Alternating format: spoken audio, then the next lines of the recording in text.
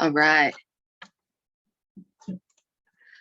Hi, everyone. My name is Natalia Cachora. I am the graduate assistant for your NASEP 2021-22 cohort. And I just today's date is October 4th, 2021. And I want to thank everyone for being here, taking the time to be able to come to this presentation.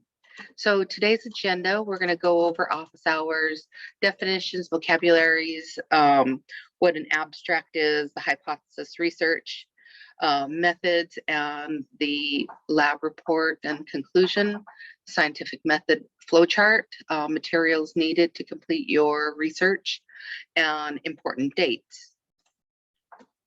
So Carol and I are available to do office hours by appointment through Calendly. And I think most of you have already met with us one-on-one, and that this is a time where we can talk about your projects, what's needed for your projects, if you want to give an update on how you're doing in school, if you need more mentoring, or if you need us to be able to help you with anything, letter of recommendations, help with your resume, scholarships. So this is a good time to make 15, 20, 30 an hour appointment. You can reach me at my email, and I didn't put it up here, but I think most of you have it. I'll put it in Slack in case the Calendly hours don't fit what you need.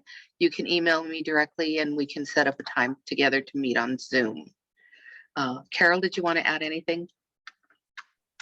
No, I think Calendly is great because you can see when I'm available and then you'll know when you're available. So if you want to schedule anything, that's the best way, I believe. Thank you. And so we're going to jump right into it. What's the definition of the scientific method? So the scientific method is the process of experimentation that is used to explore observations and answer questions. So basically you're asking the question of why is this connected to this? How is A connected to B, or does B rule out C? So this process not only allows you as the scientist and the investigator help you to better understand the difference in phenomena, but it also provides researchers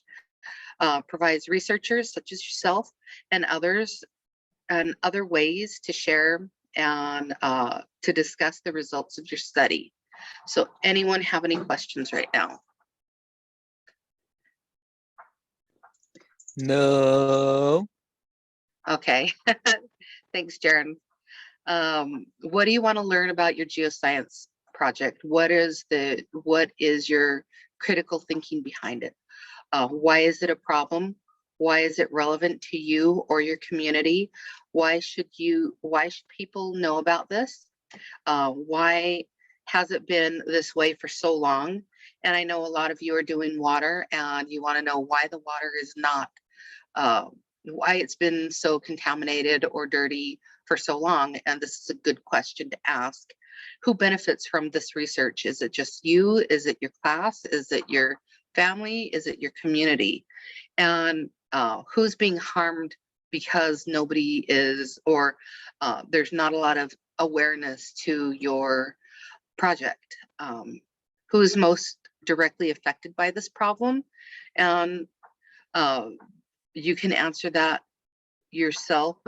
It's a classroom problem, it's a community problem, it's an elderly problem. So you are your best research tool, and your ability to interact with your community is really important. And so then this gets into what is the best way or worst case for conducting this research, and what can we do to make a positive change, and what could be some challenges to this project. So sometimes you'll need an IRB, which is an institutional review board, and that's usually for people who are the professionals who seem to want to ask questions, do testing on community members, and you can research that. I'll be able to send, let me send out like some readings on IRB, because it's important that we know what that is, which is the Institutional Review Board. And Navajo Nation has one of the strictest IRBs that a researcher would need to follow. And where can we go get more information? Where do we go to get more help? And where will this idea take you? When is the best time to act? So sometimes you can't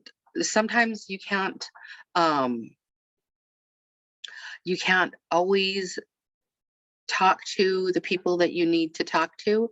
Sometimes they come in quarterly, or sometimes because they're going to tell stories, they can't be able to tell you until it snows or it's wintertime. So whatever the traditional storytellers hold for us is an important way to understand when is a good idea, when it's a good idea to be able to ask some of the questions that you're thinking about asking. When is the best time to act?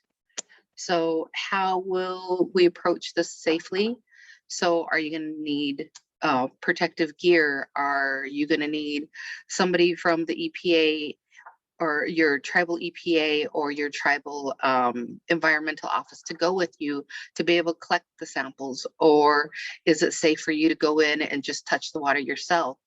How do you see the future of this research going?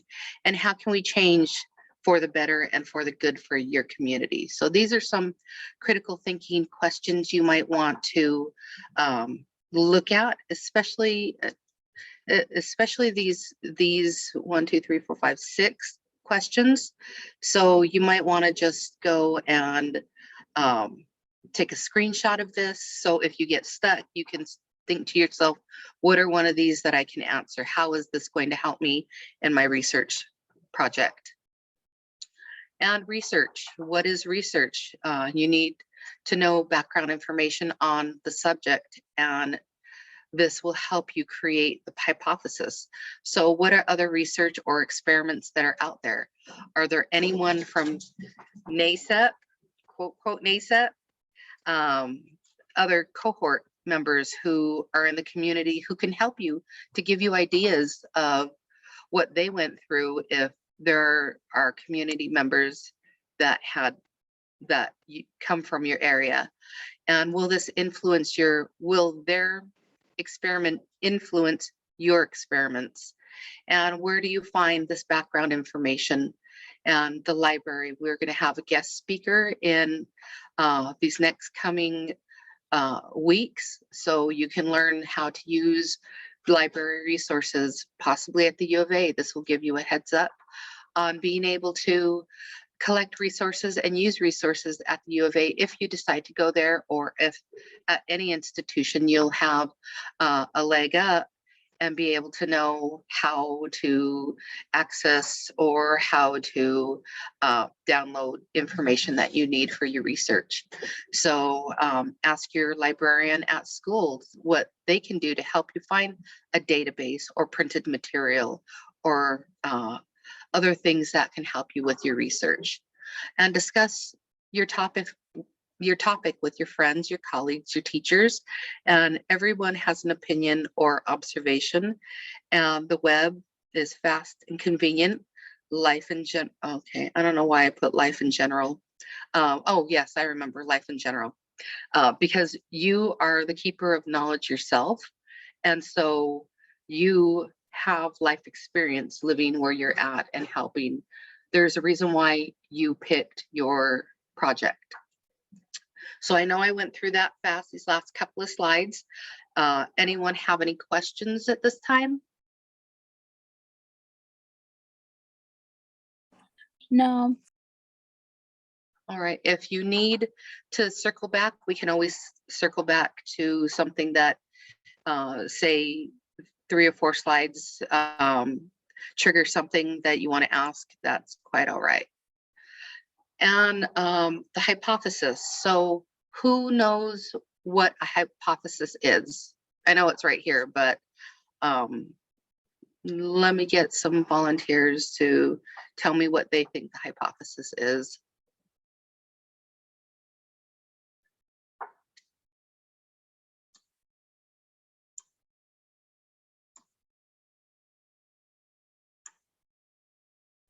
Should I call on someone, Natalia?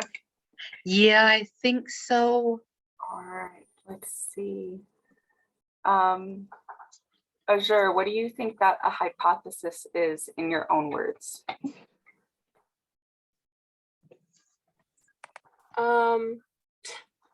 Maybe like an idea or like an explanation that you have based on a limited amount of like information you have. Yes, that's good. Yes, it's asking the question. And the step also refers to as the problem. What's the problem you're going to try to research, and what's your question for the research? Let's see, your question should be worded so that it can be answered through your experiment. You keep your question concise and clear, so you do a lot of what ifs, what if, or ifs, how ifs and thens. So if my water in my community, or you know what, I'm going to do air because I love air and I know a lot about air.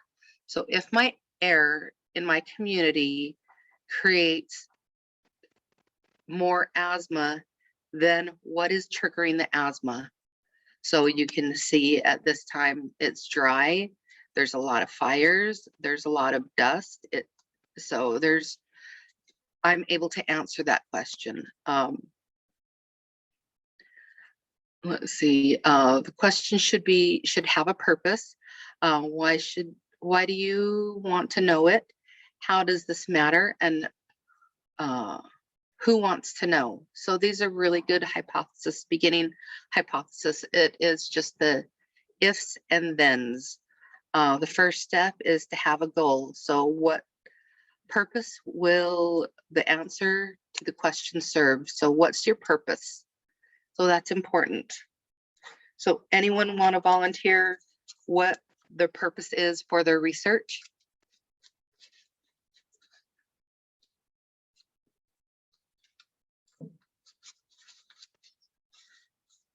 Okay, I'm going to ask Carol to call on one of you if you have an idea. I know this is the kind of getting started, the poster, your research. You did the pre-assignment, but this is getting into your research project. So Carol, can you call on someone? I can go for mine because I think that maybe some of the students may still be thinking about what it is that they want to do. But Okay. I'm really excited because I'm going into my thesis for my Master's of Science program. And so we just nailed down what my research question is and what my purpose is. I'm going to be doing an updated analysis of this national data. And the purpose of what we're looking at is to see what the preventative measures that Hispanic and Native women are using in terms of like cervical cancer and breast cancer, to see how this relates to their relates to cancer, because those things are used for prevention, you know. And so in the research, they're asking them like, have you received a pap smear? Have you received a mammogram? And so we're looking at that data to see how much those women use those preventative measures and see if that has an impact on cancer rates. So that's the purpose, is to look at cancer rates and how it's impacting this population. So I think as an example, if you are looking at water in your community, the purpose could be like, my purpose is to look at the cleanliness of water in order to see if it's safe to drink for myself or cattle, or myself, to see if we could use it for, it depends on what you're using it for too. So like for bathing and other stuff. Is that what you would say, Natalia? Yes. Yeah. So the purpose is what is the problem? The problem could be too much mercury in the water, or what uranium. There's still a lot of uranium contamination, not only in the water, but in the air. How is this impacting the community, and what effects are happening? So ifs, whens, whys, wheres, it goes back to that first page that I showed you, the critical thinking. Thank you, Carol. That was great. So with that, we have to, when we're writing a research project, we need an abstract. So part of the poster, you'll need to have your question and your abstract. So an abstract is a self-contained, short and powerful statement that provides or describes the larger work. So Carol, her abstract would probably be, let's see, what would you say your abstract would look like, Carol? So the abstract sort of is like a part of the document that has everything in your research, but very concise. So like it'll have your purpose statement, what you did for your methods, and also the results. And it's often like the summarized version of what your research is. So if you think about like a book, you know how when you get the books, it has everything inside of it, but if you flip it over, it sort of gives you an overview of what is inside the book, right? But unlike the book, if you turn it over, they don't want to give away the ending and certain things because they want you to read the book to know what that is. With an abstract, it's basically telling you everything that's in there, but just very short. And so I'm uncertain what my specific abstract would be with my thesis since I haven't run it yet. But when I do run it, it would be like this is what we looked for, this is what I did, and these were my results. And so within the science, when you submit for like your science fair and stuff like that, they require that you have your abstract so that judges are able to see very succinct what you did and what the outcome is. Yes, the abstract is a brief summary of your research, of a research article, thesis, as Carol was talking about hers, review, or any in-depth analysis of a particular subject, and is often used to help the reader quickly ascertain the paper's purpose. So I'll be sending a couple of readings to you that I've read. They're not very long, or at least to me, they're not very long. I'm going to try to keep them pretty short, but you can be able to see what does this abstract say, and then glance through the rest of the paper to see if that's what the abstract, mentioned. Okay, so here, I'm going the wrong way. We're going to watch a video, and Carol, can you tell me if you can hear this? Or do I need to? It's very low. When you did the screen share, did you put share audio? Hold on. So if you go all the way up to the top where it says your screen share options, and then you select it, like more options, it'll be one of the Audio things, and it'll say share computer audio. Do you see it? Yes. Okay, let's try it again, and I'll let you know. On how to write a Good. lab report is presented by Sherry Seligson. So I'm trying to get this to go to the beginning. After watching the we're video, only gonna follow the watch a link couple in the minutes of description this. below for a written explanation and example lab reports with the accompanying lab videos. Video instructions for Apologia Science courses are available on data DVD at apologia.com and streaming through Vimeo Video on Demand. What is a lab report? Simply put, a lab report is a way to explain what you have done in an experiment. You describe the results you obtained and then discuss what you learned. There are several ways to write a lab report, and depending on your class or your instructor, the requirements will vary. But this guide is to help you understand the reason why writing a lab report is an important part of the science process. It will also introduce the basic structure of one type of write-up. In college, any science course you take will require you to do a lab report, but they are not just busy work. They actually serve a purpose. You see, a written report is one of the main ways to share information to other scientists. It communicates the major points of an investigation to others who are in a similar field. Oh, sorry. The following video on So that is your poster, and your science report will go into a poster. So your poster will be giving the judges an idea of what you've done and what your research is about. how to write a So lab let me fast report forward is a presented little by bit. Sherry Seligson. After watching the video, follow the link in the description below for a written explanation and example lab reports with the accompanying lab videos. Video instructions for Apologia Science courses are available on data DVD at apologia.com and streaming through Vimeo Video on Demand. What is a lab report? Simply put, a lab report is a way to explain what you have done in an experiment. You describe the results you obtained and then discuss what you learned. There are several ways to write a lab report, and depending on your class or your instructor, the requirements will vary. But this guide is to help you understand the reason why writing a lab report is an important part of the science process. It will also introduce the basic structure of one type of write-up. In college, any science course you take will require you to do a lab report, but they are not just busy work. They actually serve a purpose. You see, a written report is one of the main ways to share information to other scientists. It communicates the major points of an investigation to others who are in a similar field. This is a systematic way to spread information. Lab reports have their own unique style and format too. Though you may have been taught to write poetically and with artistry, lab reports require clarity and accuracy. They convey information in a concise and clear manner as you explain your investigation and results.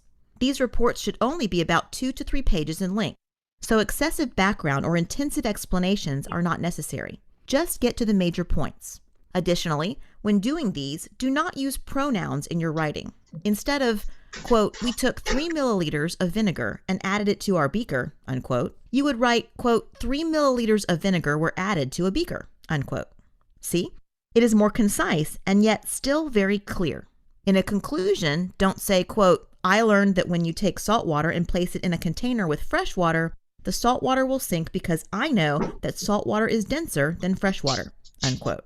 Again, think clear and concise while removing pronouns. Quote, "In a container, salt water will sink below fresh water because salt water is more dense," unquote. Of course, as in all writing, proper grammar, spelling, and punctuation are important. And definitely avoid using slang. Though a lab might have been really cool, you do not want to write that in your report. Lab reports are technical documents using correct technical terms and incorporating graphs and tables within the body of the text. So think of this lab writing process as an opportunity to add one more type of writing style to your skill set. It will take a little practice at first, but as you continue to write more, you will eventually master this style. If you are college bound, you will likely have. All right, so I'm stopping it there. So anyone have any questions about the lab reporting? And remember, this presentation will be available to you because it's being recorded. And so that if you have any questions in regards to your lab or your writing, you have it available.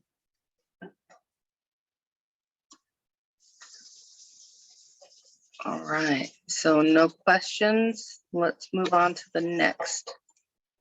The following video on Sorry, this is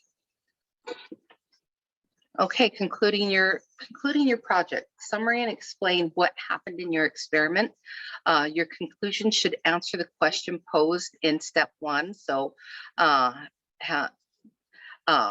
so let's see, be able to answer your questions. So your conclusion should be based solely on your results. So take, for instance, I could possibly, after my results of air quality, I could probably say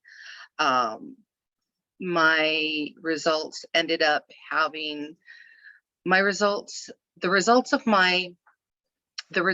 of the experiment showed summertime and fall were more prone to asthma than others, and then I'd put in all kinds of other information in regards to that. But was your hypothesis correct? If your hypothesis wasn't correct, what did you conclude from that? Do you need to run your experiment again and change the variables? And is your data clearly defined? And so everyone can understand the results and follow your reasoning. And remember, even a failed experiment can yield valuable lessons and results. And so any questions? I do see one question in the chat box, and Well, they just some comments. I was just asking if anybody has done a lab report or not just yet. So. Oh, yay! Let's see. So put thumbs up in the chat if this will be your first time doing a lab report.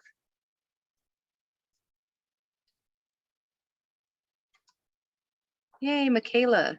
That's awesome. Oh my gosh, I'm so happy for you guys. That's fun. It is really fun. I mean, it's a lot of work. You'll get a headache. You'll need to take a break. You'll be frustrated, but at the end, it is so fun because you get to see your results. Addie, nice, Addie. And it's just something about the end result. You can feel accomplished. You can feel that you did this. It was your hard work that did this. And it's such a great feeling to be able to say, I did this, and to show other people this was your work. So nice. I'm excited. So remember to keep coming back to this PowerPoint presentation, and I'll see about putting it into the Slack, so you guys can have it on your own without all the narrations to it, and just refer back to it. Awesome.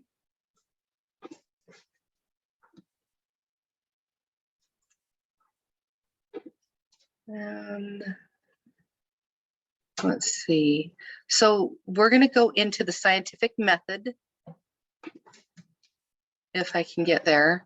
So the method, this is a flow chart of how what I just explained into how you should arrange your paper. So first you have your scientific project. You choose your topic. You identify, so I'm on,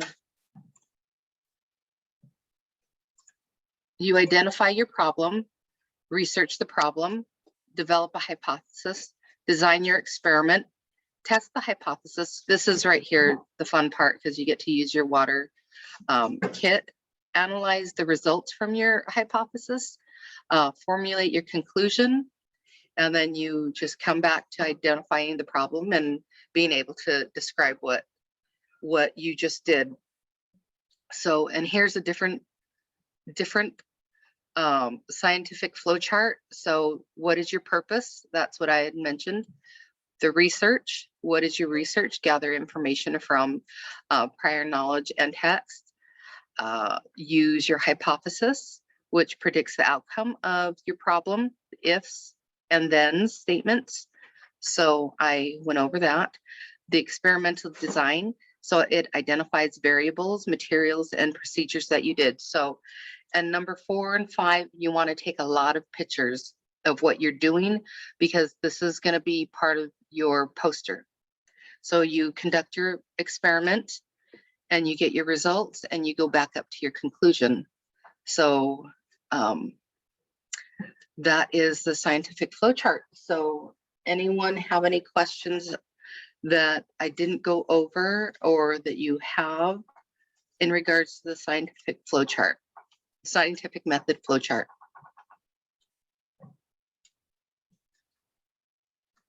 No, I don't see anything in the chat. All right. So here is the water quality test kit. I am going to share this this little presentation, presentation of the water test kits that we did during the summertime. So just as a refresher. Water Safe, City Water, and Well Water Test Kits. The City Water Kit contains tests for bacteria, lead, pesticides, nitrates, nitrites, pH, chlorine, and hardness. The Well Water Kit contains 2 additional tests for copper and iron. Remember to use a clean glass when performing all the tests. Take out the bacteria test vial and set it upright. Collect water sample and fill the vial to the 5 milliliter line or 1/2 inch below the top.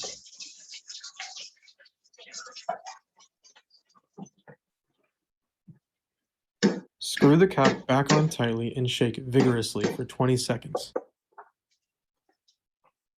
Place the vial upright at room temperature for 48 hours. After 48 hours, observe the color of the liquid without disturbing the vial. Refer to the instruction leaflet to interpret the results.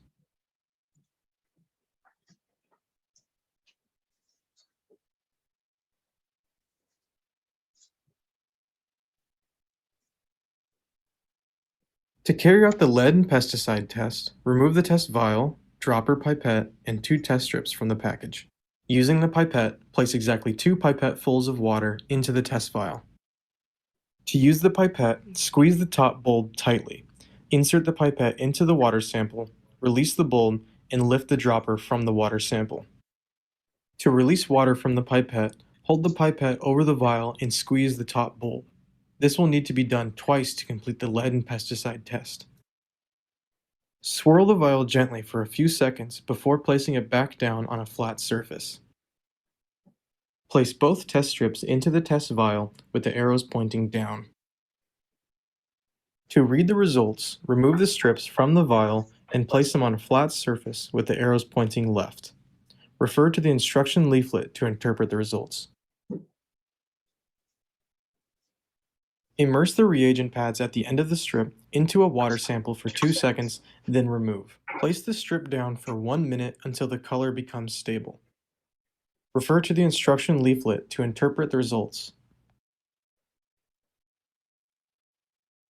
Remove the strip and immerse the reagent pads into a water sample and remove immediately. Set the strip down on a flat surface for 15 seconds. After 15 seconds, colors will appear on the strip. Refer to the instruction leaflet to interpret the results. Immerse the reagent pad into a water sample for 30 seconds, waving in a gentle back and forth motion. After 30 seconds, remove the strip from the water sample. Shake once to remove excess water and set the strip down on a flat surface for 2 minutes. Refer to the instruction leaflet to interpret the results. Immerse the reagent pad into a water sample for 5 seconds, waving in a gentle back and forth motion. After 5 seconds, remove the strip from the water sample. Shake once to remove excess water and set the strip down on a flat surface for 2 minutes. Refer to the instruction leaflet to interpret the results.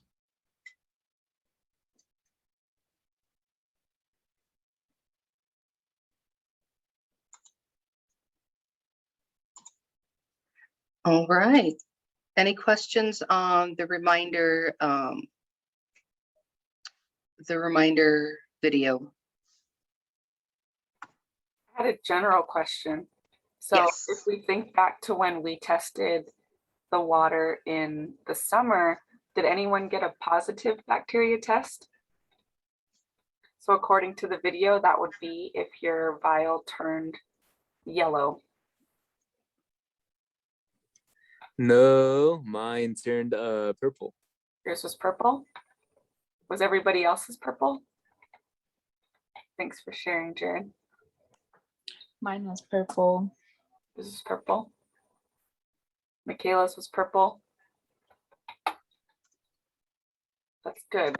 It'd probably be pretty bad if we had bacteria in the water, but it could give you a notification to be like, or an indication as to what you could possibly test again if it did happen to come out positive, right? Maybe that indicates, oh, I should test it again, because maybe when it was collected, it wasn't completely sterile or something, but good to know. I was wondering, because I was like, we did test everything, but I don't think we ever got back to looking back at those bacteria tests. You know, I don't think we did.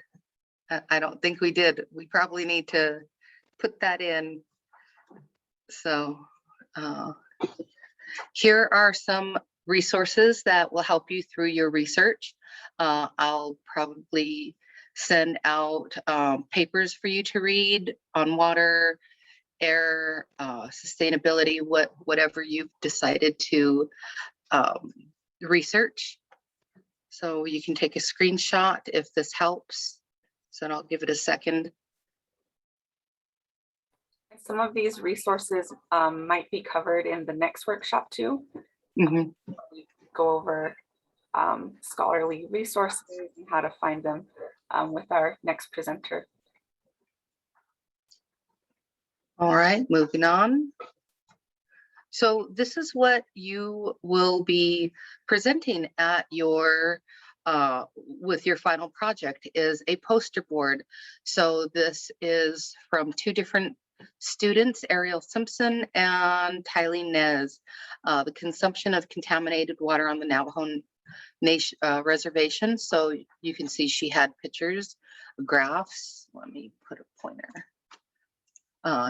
She had pictures of what she did, her table, her abstract hypothesis, her procedures, her data analysis, and her conclusions. So everything that we went over is right here in her poster. And it's very eye-pleasing. You want to be able to have a very unique name for your poster. So just start thinking about what you want to name your poster.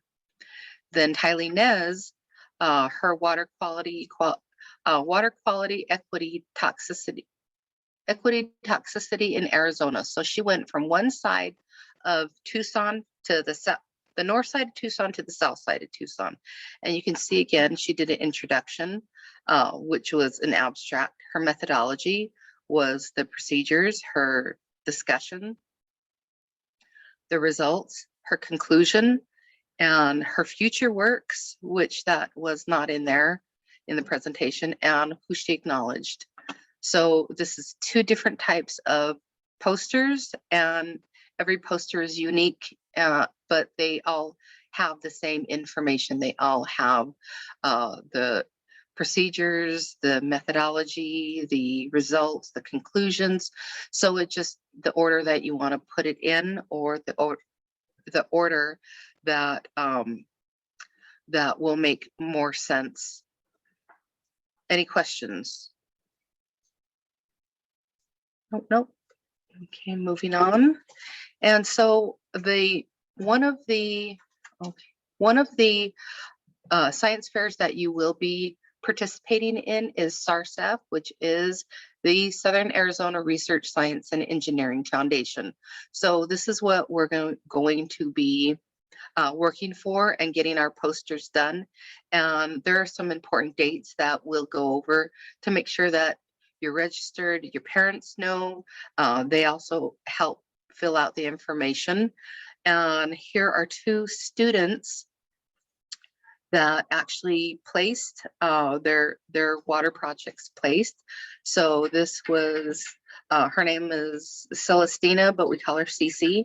And she went and placed with Clean Water is Good Water, and Ariel Simpson, the consumption of contaminated water on the Navajo Reservation. So these 2 students were able to get awards. So this is what we want to get you into, so you know that it is, your hard work is being appreciated. Any questions? And we'll have more. There's going to be more. There's the humanities. What is it, Carol? Can you remind me? Junior Humanities Symposium. Yep, you got it. So we'll be working on that, and so they have a little bit different criteria to enter. If we make it to state, then we'll enter you into state. And we ask that in one of the emails, we asked that, and one of the dates, to get your own area science fair. So whether that's in January or June, we want to know when those science fairs are happening, so we can have your poster ready, so you can be able to place them and enter into those contests.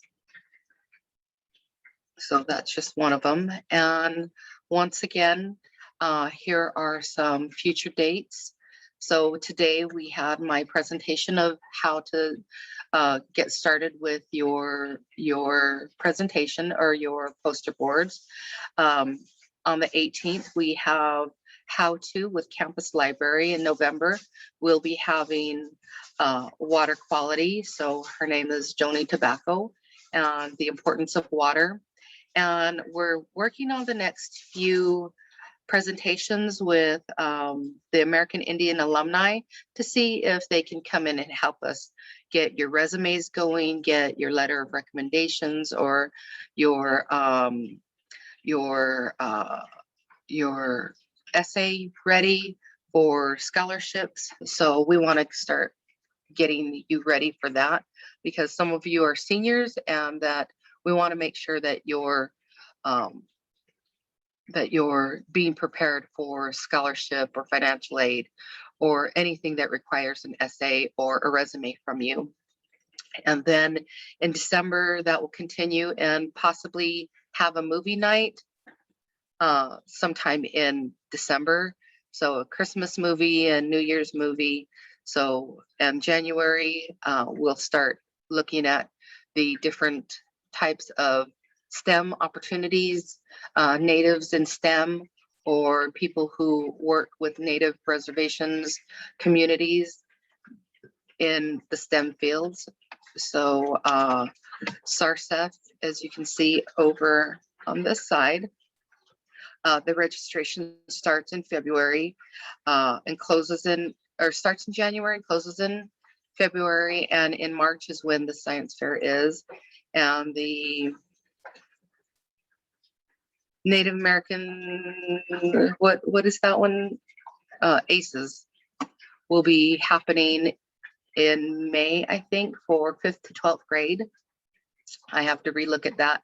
I think that's the current dates, if I'm not wrong, that you'll be entering it into that virtually. And all the other dates are to be announced. And any questions?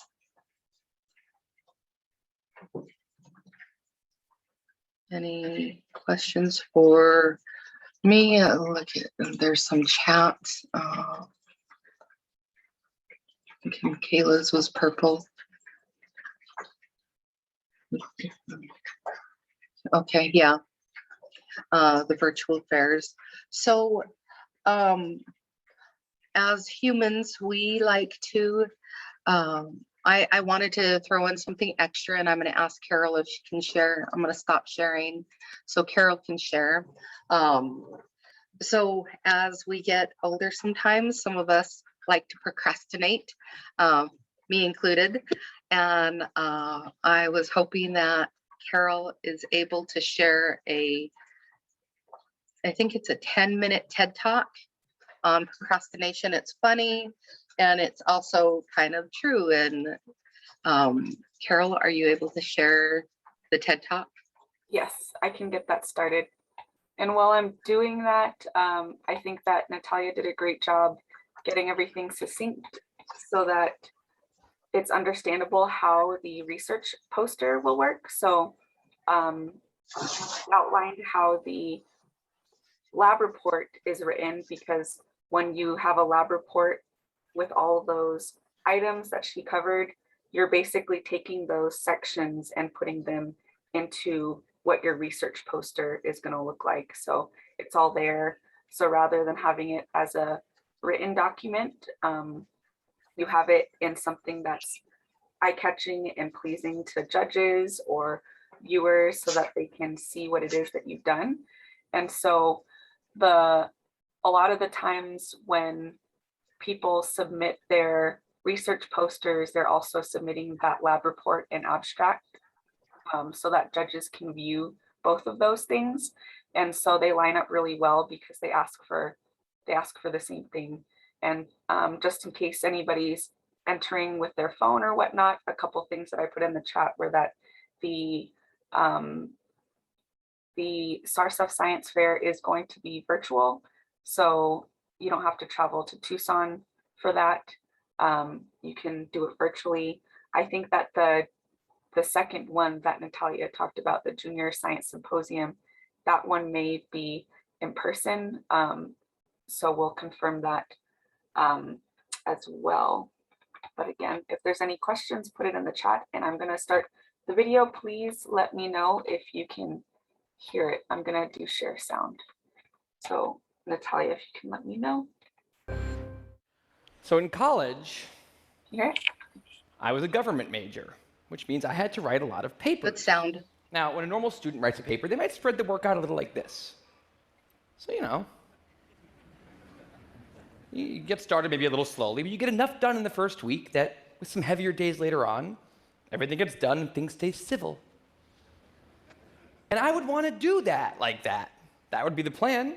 I would have it all ready to go, but then actually the paper would come along, and then I would kind of do this. And that would happen every single paper.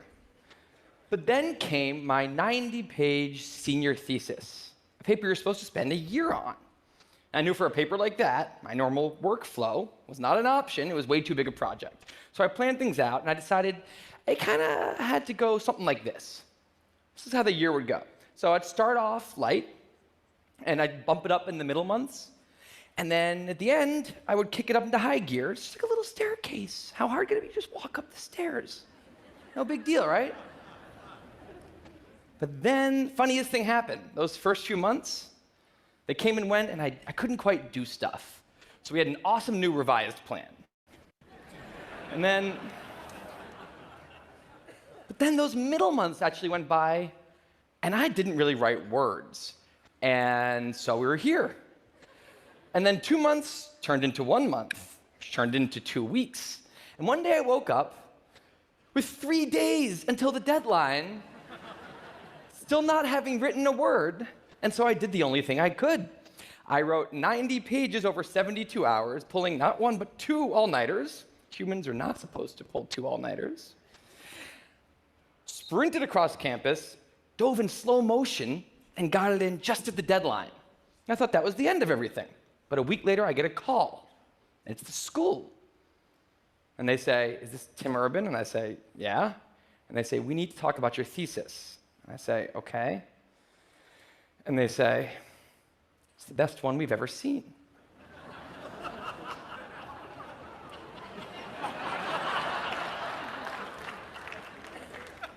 That did not happen. It was a very, very bad thesis. I just wanted to enjoy that one moment when all of you thought, "This guy is amazing." No, it was very, very bad. Anyway, today I'm a writer, blogger guy. I write the blog Wait, But Why? And a couple of years ago, I decided to write about procrastination. My behavior has always perplexed the non-procrastinators around me, and I wanted to explain to the non-procrastinators of the world what goes on in the heads of procrastinators and why we are the way we are. Now, I had a hypothesis that the brains of procrastinators were actually different than the brains of other people. And to test this, I found an MRI lab that actually let me scan both my brain and the brain of a proven non-procrastinator. and so I could compare them, and I actually brought them here to show you today, and I want you to take a look carefully to see if you can notice a difference. And I know that if you're not a trained brain expert, it's not that obvious, but just take a look, okay? So here's the brain of a non-procrastinator. Now, here's my brain.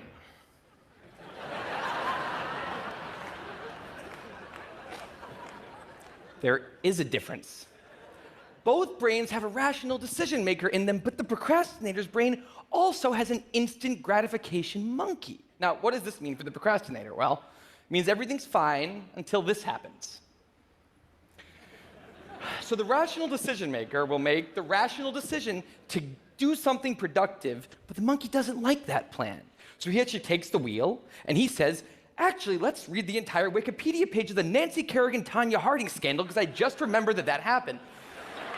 Then we're going to go over to the fridge. We're going to see if there's anything new in there since 10 minutes ago. After that, we're going to go on a YouTube spiral that starts with videos of Richard Feynman talking about magnets and ends much, much later with us watching interviews with Justin Bieber's mom. All of that's going to take a while, so we're not going to really have room on the schedule for any work today. Sorry.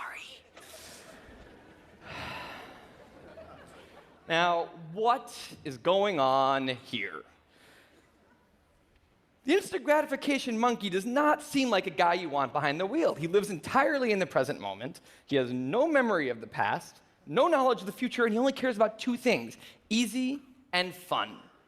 Now, in the animal world, that works fine. If you're a dog and you spend your whole life doing nothing other than easy and fun things, you're a huge success. And to the monkey, humans are just another animal species. He has to keep well slept, well fed, and propagating into the next generation, which in tribal times might have worked okay. But if you haven't noticed, now we're not in tribal times. We're in an advanced civilization, and the monkey does not know what that is, which is why we have another guy in our brain, the rational decision maker, who gives us the ability to do things no other animal can do. We can visualize the future. We can see the big picture. We can make long-term plans. And he wants to take all of that into account, and he wants to just have us do whatever makes sense to be doing right now. Now, sometimes it makes sense to be doing things that are easy and fun, like when you're having dinner or going to bed or enjoying well-earned leisure time. That's why there's an overlap. Sometimes they agree. But other times, it makes much more sense to be doing things that are harder and less pleasant for the sake of the big picture, and that's when we have a conflict. And for the procrastinator, that conflict tends to end a certain way every time, leaving him spending a lot of time in this orange zone, an easy and fun place that's entirely out of the makes sense circle. I call it the dark playground. Now, the dark playground is a place that all of you procrastinators out there know very well. It's where leisure activities happen at times when leisure activities are not supposed to be happening. The fun you have in the dark playground isn't actually fun because it's completely unearned, and the air is filled with guilt, dread, anxiety, self-hatred, all those good procrastinator feelings. And the question is, in this situation, with the monkey behind the wheel, how does the procrastinator ever get himself over here to this blue zone, a less pleasant place, but where really important things happen?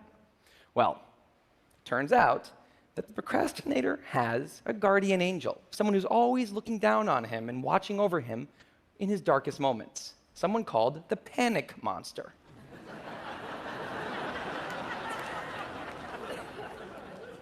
Now, the panic monster is dormant most of the time, but he suddenly wakes up anytime a deadline gets too close or there's danger of public embarrassment, a career disaster, or some other scary consequence. And importantly, he's the only thing that the monkey is terrified of.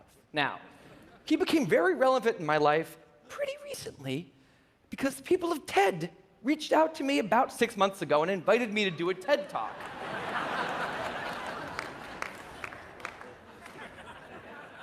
Now, of course, I said yes. It's always been a dream of mine to have done a TED Talk in the past.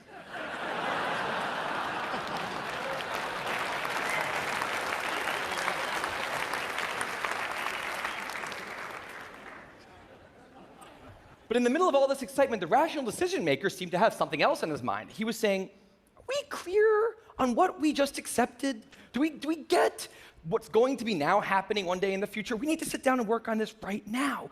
And the monkey said, totally agree, but also let's just open Google Earth and let's zoom into the bottom of India, like 200 feet above the ground, and we're going to scroll up for 2.5 hours till we get to the top of the country so we can get a better feel for India.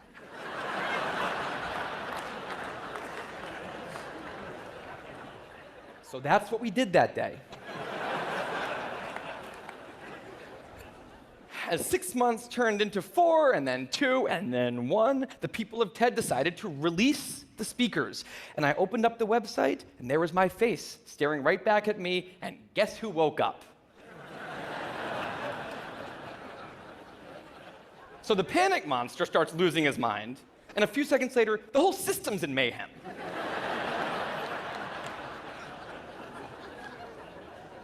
And the monkey, who, remember, he's terrified of the panic monster, boom, he's up the tree. And finally, the rational decision maker can take the wheel and I can start working on the talk. Now, the panic monster explains all kinds of pretty insane procrastinated behavior, like how someone like me could spend 2 weeks unable to start the opening sentence of a paper and then miraculously find the unbelievable work ethic to stay up all night and write 8 pages. And this entire situation with the 3 characters, this is the procrastinator's system. It's not pretty, but in the end, it works. And this is what I decided to write about on the blog just a couple years ago. Now, when I did, I was amazed by the response. Literally thousands of emails came in from all different kinds of people, from all over the world, doing all different kinds of things. These were people who were nurses and bankers and painters and engineers and lots of PhD students. And they were all writing saying the same thing. I have this problem too. But what struck me was the contrast between the light tone of the post and the heaviness of these emails. These people were writing with intense frustration about what procrastination had done to their lives, about what this monkey had done to them.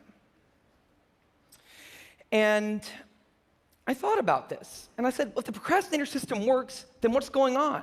Why are all these people in such a dark place? Well, turns out that there's 2 kinds of procrastination. Everything I've talked about today, the examples I've given, they all have deadlines. And when there's deadlines, the effects of procrastination are contained to the short term because the panic monster gets involved. But there's a second kind of procrastination that happens in situations when there is no deadline. So if you want to have a career where you want to be a self-starter, something in the arts, something entrepreneurial, there's no deadlines on those things at first because nothing's happening at first, not until you've gone out and done the hard work to get some momentum, to get things going. There's also all kinds of important things outside of your career that don't involve any deadlines, like seeing your family or exercising and taking care of your health, working on your relationship or getting out of a relationship that isn't working.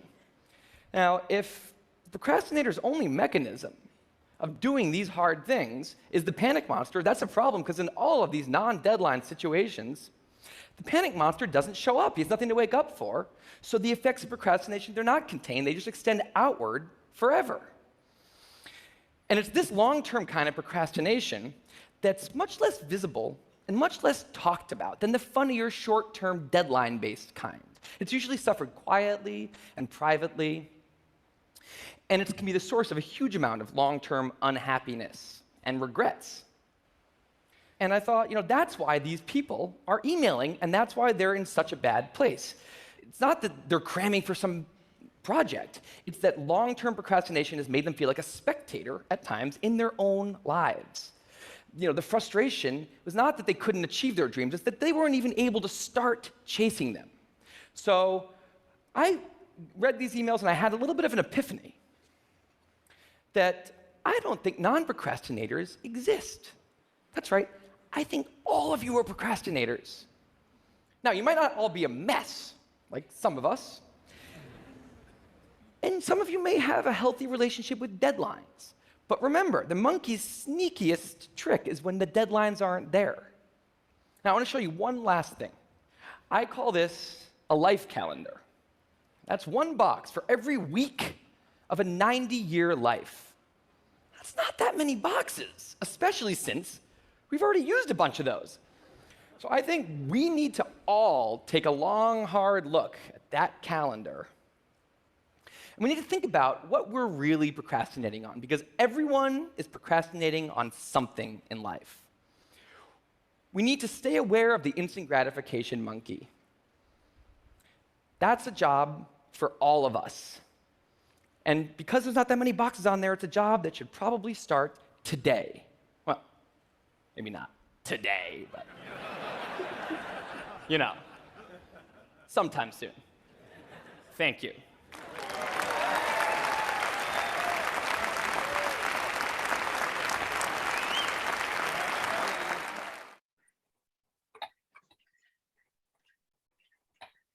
All right, so I kind of wanted to end that on a funnier note, but still serious. We are all humans. We procrastinate. I'm guilty of it. Just want to make sure that you are taking care of yourself and that you're really understanding your priorities. We want to let you know that your school is your main priority. You work, your work is school. So just remember that, talk to us, email us. You have our calendar information. And so I want to see what your feedback was on that procrastination. Who here has that monkey on their back? Or their monkey on their steering wheel sometimes? I do. Thumbs up in the chat. So yeah, Michaela, thumbs up. So if you need a little extra motivation because that monkey's there, we'll put this link into your into the chat or into Slack so that you can just kind of refer back to it, get focused again, and let some happiness and some laughter come into some serious parts of your education. So with that said, anyone have any questions for me or Carol?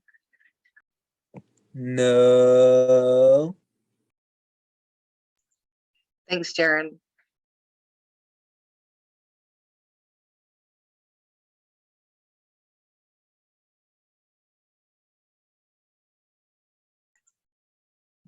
All right, anything else you want to add, Carol? No, I think that we had a great turnout for the workshop and we're excited for any future ones that we're having.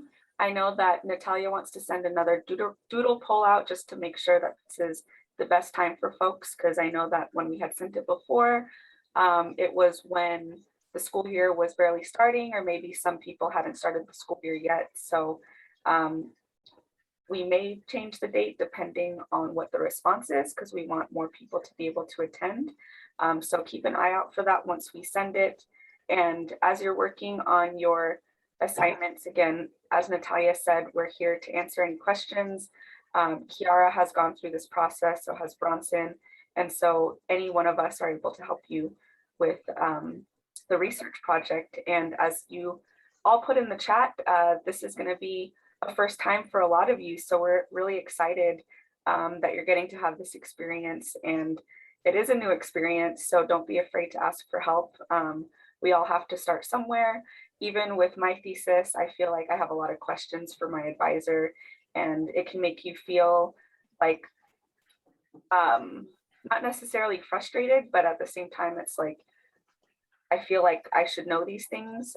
So I'm afraid to ask. But we really don't want you to feel that way at all. No question is a stupid question.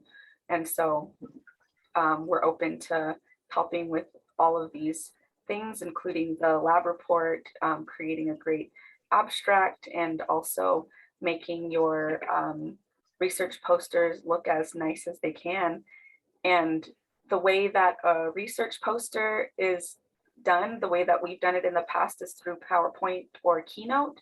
And so once we get to that point, Natalia will send out a template so that you all can begin playing with how your research poster will look. We'll get them printed by the College of Pharmacy so that you can have them. And so it's going to be really exciting. So again, if there's anything that comes up, please ask us.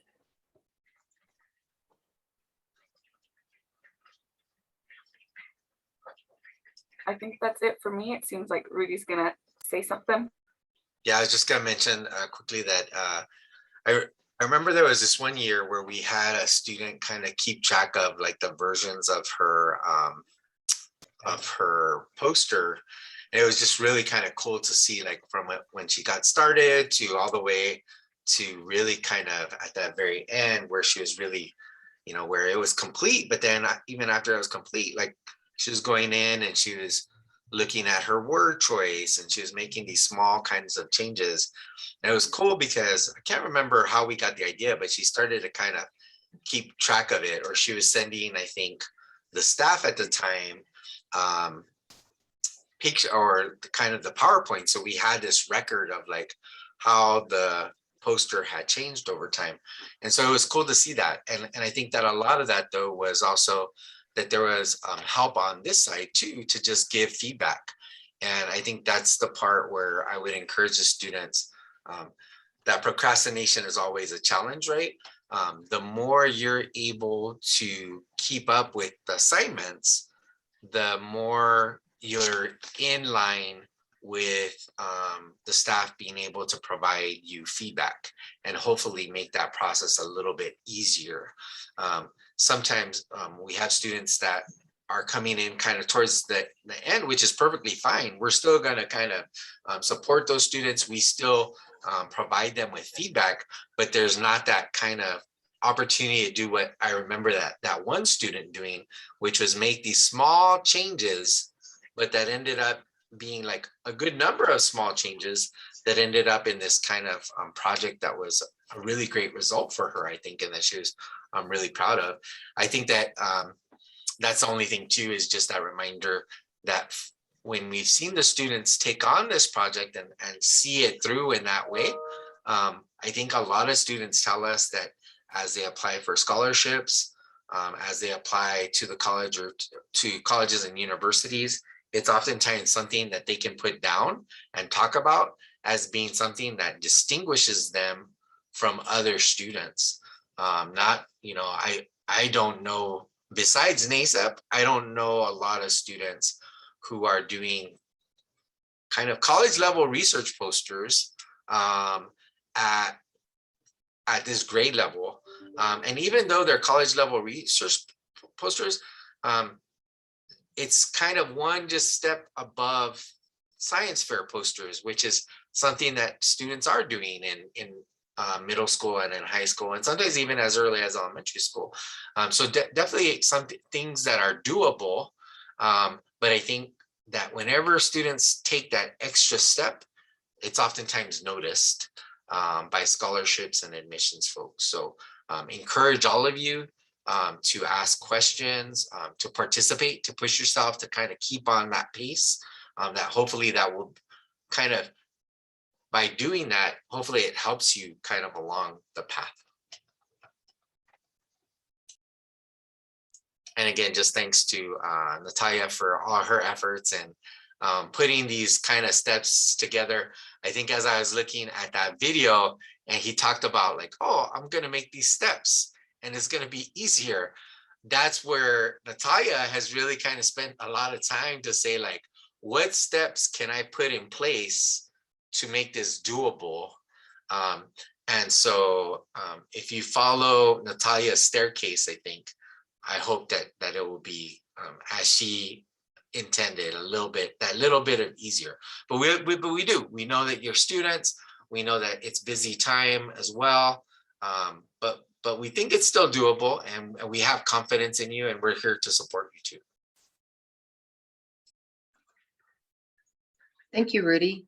Yep, we're here to support. We're here to help encourage you and help you take that next step when you apply to colleges and when you apply for scholarships.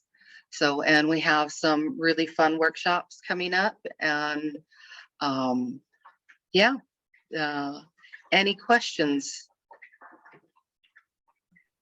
Is it all right if I share my screen, Natalia? Yeah. All right, so talking about Natalia's staircase, here is the NASEP on a page that you all have access to. And so we are, what day is today? The 4th, right? So here's the first workshop day for October, we're here.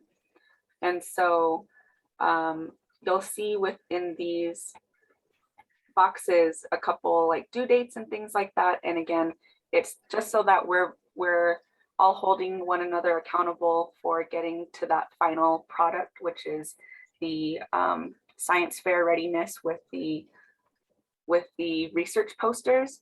And just to reiterate what Natalia said before, school is your main priority. Part of the goal for NASEP is getting you to those STEM careers. And in order to do that, you got to do well in school.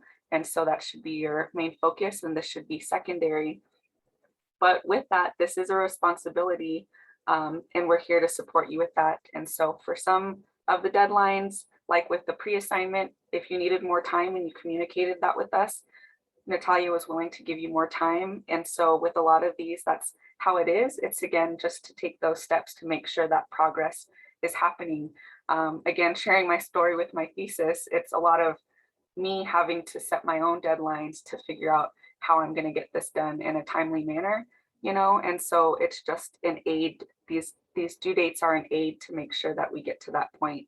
But there are some hard deadlines that we're not able to change, and those aren't necessarily deadlines with us.